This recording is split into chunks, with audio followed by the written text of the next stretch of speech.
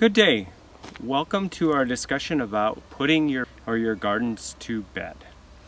Today I am very happy to have my colleague Terry Young here, Extension Educator from Carleton County, and myself, Troy Salzer from St. Louis County, and I'd like to talk about a few things about putting your garden to bed. First of all, one of the best things to do in fall, if you have a chance, is to go ahead and get your soil tested. I am fortunate to have a soil probe, and with the soil probe we want to go ahead and just press that into the soil about 6 inches, come up with a core, and then take that core and place that in your soil sample bag. In my particular case, it would be best if you'd go around and harvest about 6 to 8 of those cores, even 10 to 12, depending on the size of your garden. If you do not have one of these fancy-dancy soil probes, you can also use just a shovel, and you press that into the ground, pull up the soil, and then from that, take the blade of your shovel and split it, and create that slab, and utilize that as your way in which to sample. Here again, you want to take anywhere from about 8 to 12 samples throughout your garden. There we go. So by doing that, it gives you the opportunity to go ahead and get your soil analyzed. It takes a couple weeks, and in spring you may be in a hurry and can't get that done. Whereas in this case, you can actually plan, and especially if your pH needs adjustment, it's best to put that on the fall before. You can work that into the soil and get that prepped in that way. Another thing that you should do with your gardens is, if you have weeds, such as this garden here, especially perennial weeds.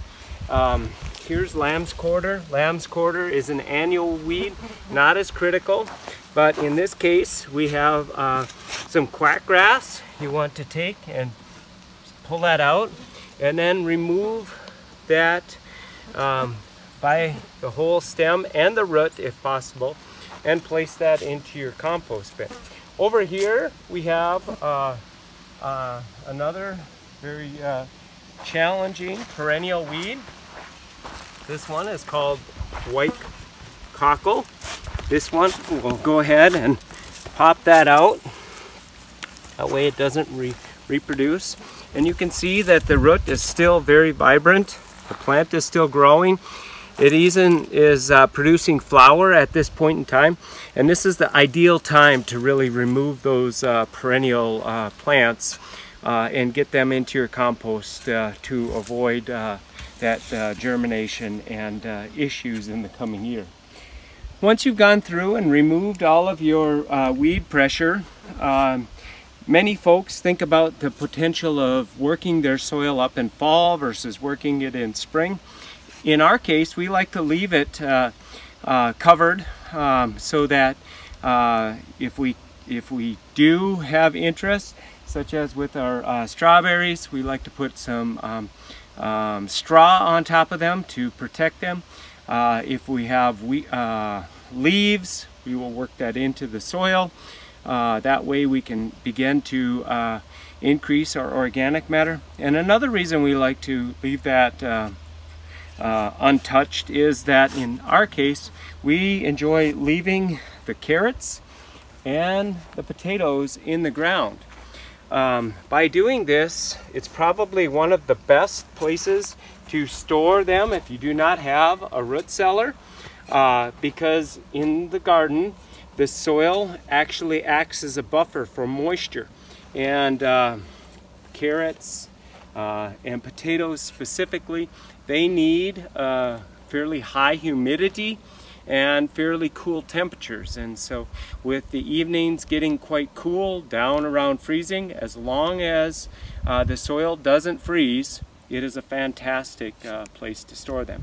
In some cases, I have seen people actually put a layer of straw over them that acts as an insulant, and if you keep the straw wide enough over top of them to keep the ground from freezing, and then be very careful about staking it so you know exactly where they're at in the wintertime. I've seen many people go out and collect them even in the winter, especially carrots. In that process, the carrots actually will increase in sugar content and actually get sweeter over that period of time. We have other plants like chard and beets. They also are good to have in the garden as of yet. The chard looks a little bit rough on the edges, but still is very palatable and sweet. The beets are also getting sweeter as they sit in the garden, and it really doesn't hurt them to do that. Now, at this time, we typically have less produce to harvest and to preserve, and so it's a great time to go ahead and plant your beets maybe a little bit later in the summer. And by doing that, you've got nice beets at this time of the year for canning and preserving when you don't have quite as much produce to harvest at this point in time. In our case, we also have a bunch of corn stalks. These work great for decorations for the coming holiday, if that is what you're desiring. Otherwise, you can utilize those for livestock bedding.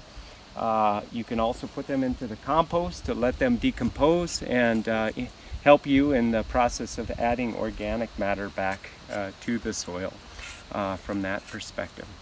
These are just a few hints that you might be able to implement this fall season with your gardens. If you have any questions, please reach out to your local extension office. Have a good day.